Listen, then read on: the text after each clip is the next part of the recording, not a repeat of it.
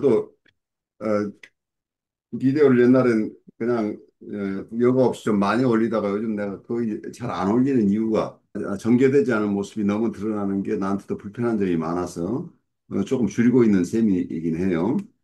그런데 그렇게 하다 보면은 또 오히려 반대쪽으로 끌려가는 그런 부분이 너무 커져서 어쩌면 조금 부족하고 실수하고 아직 갖춰지지 않은 것이 있을지라도 나를 드러내는 쪽이 전체적으로는 나에게 도움이 될 것이다는 생각이 들어요. 제가 국민학교 때 통지표를 받으면 항상 그 통지표에 그 생활 그 통신란 가정통신란에 나오는 얘기가 너무 소극적이라는 표현. 그러니까 적극적으로 드러나지 않고 자꾸 뒤로 물러나는 패턴이 있다고 하는 이제 그런 얘기를 아까 계속 있었던 것 같아요. 근데 그런 성격적인 부분이 오랫동안 남아 있었던 것 같고 그래서 제가 국민학 때부터 이렇게 쭉 자라면서 어디 중요한 무슨 반장 선거를 한다, 대의원 선거를 한다고 할 때 내가 하겠다고 나선 적이 한 번도 없었던 것 같아요. 음, 남들이 우기면은 마지못해 무슨 자리를 하긴 하는데 내가 나서는 것은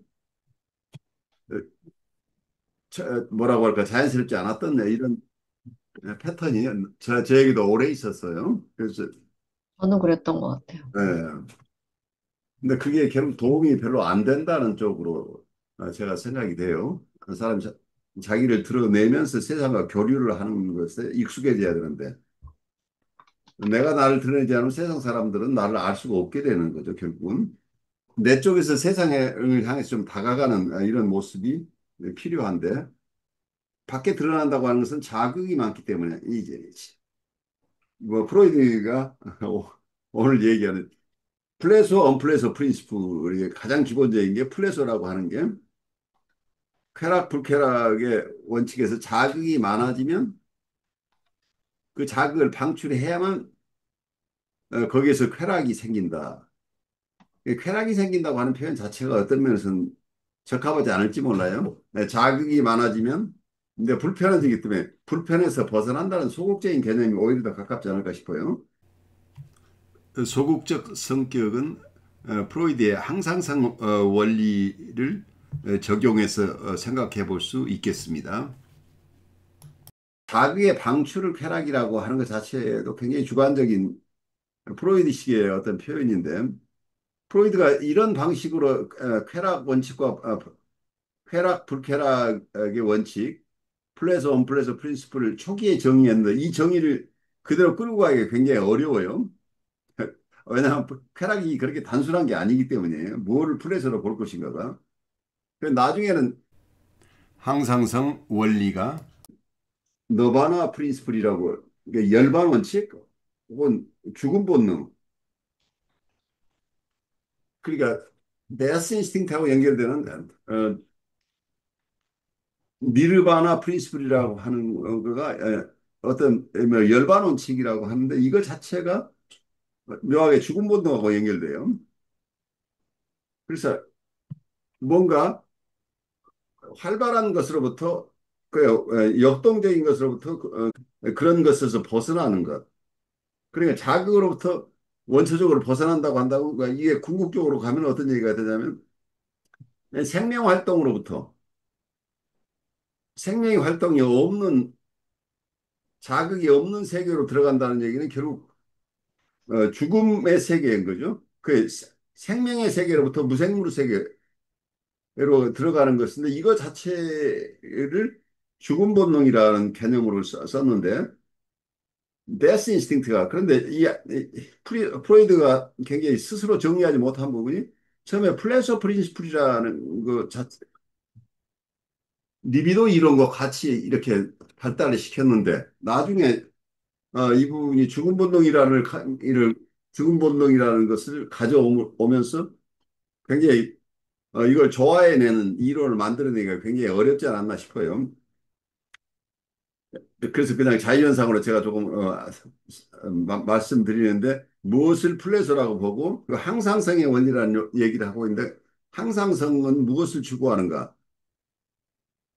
프로이드의 모티베이션 디어리는 초기에 리비도 중심의 이론인데 나중엔 리비도 중심 이론뿐만이 아니라 파괴적인 본능, 디스트럭티브 드라이브나 디스트럭티브 인스팅트라는 개념을 나중에 이중 본능 이론으로 가져오는데 여기에서는 파괴적인 욕동이라고 하는 것은 어떤 죽음 본능 혹은 또 하나의 리비도 띠어리 성적 욕동은 나중에 삶의 본능이라고 그래서 라이프 인스팅트 그 라이프 인스팅트와 데스 인스팅트로 이렇게 나누어서 설명을 하고 있는데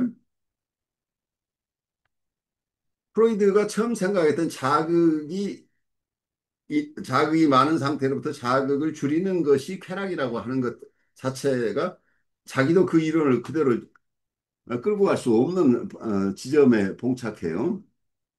그래서 우리가 플래시라고 생각하는 게 그렇게 단순하지 않다는 거죠. 이런 양적 개념, 그 물리학적 개념으로 설명할 수 있는 것들이 아닌데 프로이드가 초기에 시도했던 그 개념이 어떤 벽에 부딪히면서 이건 플레저라는 것은 어떤 질적인 것으로 생각을 해야 된다. 그러면서 어떤 그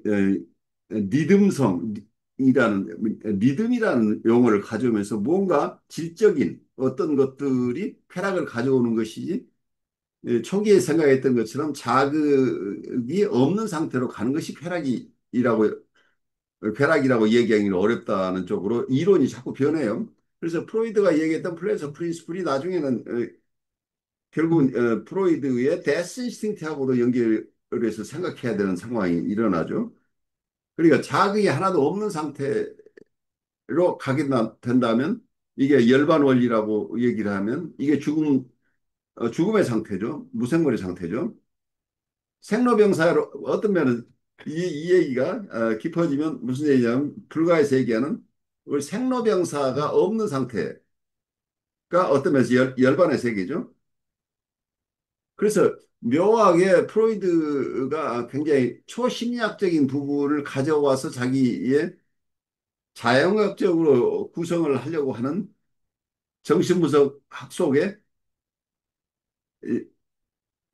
숨겨져 있는 어떤 동양적인 통찰과 이리 맞물려서 같이 어떤 용어를 쓰면서 멋지게 이렇게 이론을 만들어 가는데 사실은 스스로가 동양적인 어떤 통찰들과 자기의 정신분석, 과학적인 학문으로서 성장시키고자 하는 정신분석학을 함께 조화해서 소화해내지 못하고 있는 모습이 곳곳에 드러나요. 그래서 우리 스스로에게도 이게 혼란을 가져올 수밖에 없어요.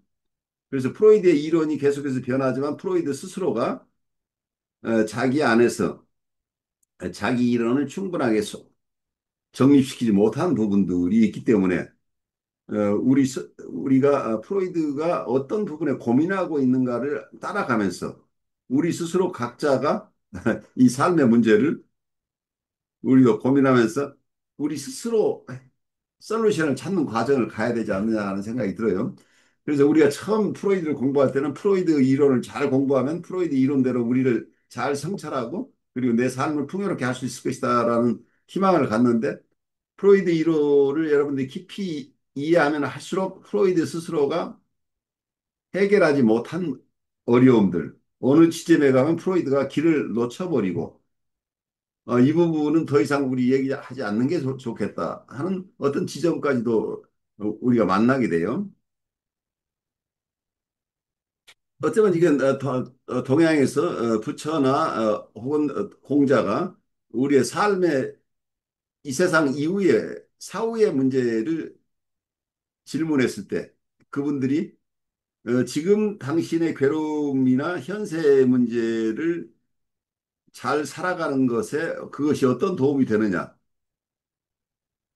그게 도움이 되지 않는다면 당신은 지금 불필요한 어떤 지점에 너무 많은 관심을 갖는 것 자체가 오히려 현재의 삶을 잘 이해하는 데 도움이 되지 않을 수도 있다는 쪽에 이런 성찰들을 나누어주고 있어요. 그 부분에서 어쩌면 공자 아님이나 혹은 부처님의 견해들이 굉장히 비싼 측면들이 나와요. 그러니까 어느 점을 우리가 인tellectual하게 지적으로 깊이 들어가서 지적으로 모든 걸 해결하려고 할 때 우리 어느 한계 지점에 봉착하는 것 같아요.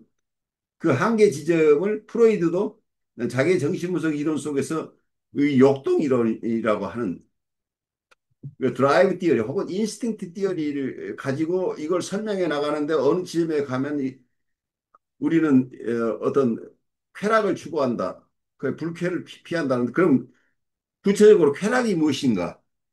불쾌함이 무엇인가? 우리는 우리 마음은 항상성의 원리를 추구한다고 한다면 그 항상성은 결국 어떤 것인가 하는 근원적인 질문에 들어가게 되면 프로이드도 자기가 처음 양적으로 파악했던 이렇게 퀀티터티브리 생각해서 자극이 많아지면 우리는 그걸 견디지 못하니까 자극을 방출한다. 그러면서 그것 자극의 방출을 쾌락이라고 생각했던 이런 단순한 생물학적 혹은 자연과학적인 어떤 그런 어프로치가 인간의 마음을 이해하는데 큰 도움이 되지 않을 수 있다는 것을 이해하게 되는 것, 지점에 이르러요. 그래서 프로이드가 애쓰고 있지만 프로이드도 해결하지 못하고 있는 지점들을 우리가 조금 더 이번 공부에서는 여러분들이 좀 깊이 통찰하는 게 좋을 것 같아요. 앞으로는 여러분들이 조금 더 비판적인 시각으로 각 정신분석 학파의 이 얘기들을 우리가 공부하게 될 텐데 이 대상관계 이론을 우리가 쭉 공부하는데 대상관계 이론을 공부한다는 건 결국 대상은 자기나 자아를 전제로 해서 대상이라는 게 있기 때문에 결국 자아에 대한 이해예요. 결국은 대상관계 이론은 자아심리학 혹은 자기심리학을 전제로 한다는 얘기예요. 어느 한 부분을 얘기하고 있기 때문에 그래서 우리가 공부하는 것은 대상관계 이론만 공부하는 게 아니고 정신분석 전체를 아우르는 이론을 지금 공부하고 있다는 것을 여러분들이 이해할 필요가 있어요. 이 시간은 정신분석 전체에 대한 통찰을 공부하는 것이에요. 그런데 프로이드가 서양식의 선형적 인과율을 가지고 이론을 강화하는데 그 지점이 계속해서 그 이론이 막다른 골목에 봉착하게 돼요. 그래 막다른 골목에 봉착하면 새로운 이론을 가져오는데 근본적으로 이 선형적 인과율을 벗어나서 어, 동양에서 잘 이해하고 있는 상호적 인과율, 상호적 인과율이라고 하는 이런 전혀 다른 어떤 퍼스펙티브를 일부 가져오지 않고는 해결되지 않는다는 얘기예요. 프로이드의 이론은 이런 선형적 인과율을 가장 기본으로 하고 있기 때문에 이분이 해결하지 못하는 문제들이 생겨나는데 이분이 자기 이론으로 커버되지 않는 부분에 이르게 되면 다른 통찰들을 가져오는데 그때는 조금 더 조금 선형적 인과이라기보다는 조금 인과관계를 좀 더 폭넓게 상호적인 인과율의 개념을 일부씩 도입함으로써 그 어려움을 빠져나가는 것 같아. 빠져나가는 것을 우리가 볼 수 있어요. 그러니까 결국은 어떻게 되냐면 선형적 인과율과 상호적 인과율 이 두 가지를 그때그때 배합해서 자기 이론을 만들어 가고 있다. 그래서 어느 하나에 의존하지 않고 그 동양적인 어떤 통찰과 서양적인 통찰을 함께 융합해서 자기 이론을 설명하려고 하고 있는데 그 지점이 어떤 통일성을 지향하고자 하는 사람들 입장에서 보면 잘 이해가 가지 않는 부분일 수 있겠죠. 그런데 어떤 면은 세상은 이분법이 아니기 때문에 어떤 프로이드가 좀 더 자기가 가지고 있던 선형적 인과로서부터 좀 더 벗어나서 폭넓게 보려고 하는데 그렇지만 끊임없이 이 선형적 인과율의 전통에서 크게 벗어나는 것은 이분이 불편하기 때문에 다시 뭐라고 할까요? 좀 더 폭넓은 상호적 인과율의 세계 속의 일부를 가져오긴 하지만 상호적 인과율 전체를 받아들이는 그런 통찰까지는 가지 않는 것으로 보여요. 그런 점에서 우리가 화요일 날 여러분들이 같이 공부하고 있는 상호적 인과율의 세계, 그러니까 동양적인 연기법의 불가의 연기법의 세계 혹은 현대에 와서 우리가 각광을 받고 있는 일반 시스템 이론, 일반 시스템 이론이 가지고 있는 인과관계 이론에 대한 깊은 이해가 굉장히 중요하다고 보여요. 우리가 화요일 첫 시간에서 공부하고 있는 그 내용이 지금 오늘 여러분들이 공부를 하면서 프로이드의 고민, 프로이드가 고민하고 프로이드가 거기서 빠져나오려고 하는데 의존하고 있는 것이 어떤 상호적 인과율의 세계에 좀 더 가깝게 가는 것이었다는 것을 여러분 이해하게 될 거예요. 그래서 겉으로 보면 선형적 인과율이 서구 사회를 지배하고 있는 것 같지만 그 선형적 인과율이 실패하는 지점에서는 반드시 그와는 다른 폭넓은 인과율의 세계, 상호적 인과율의 세계가 그런 상호적 인과율의 통찰이 상당 부분 도입돼서 선형적 인과율을 선형적 인과율을 배경으로 한 이론을 보완해 나가고 있다는 것을 우리가 이해하면 좋을 것 같아요.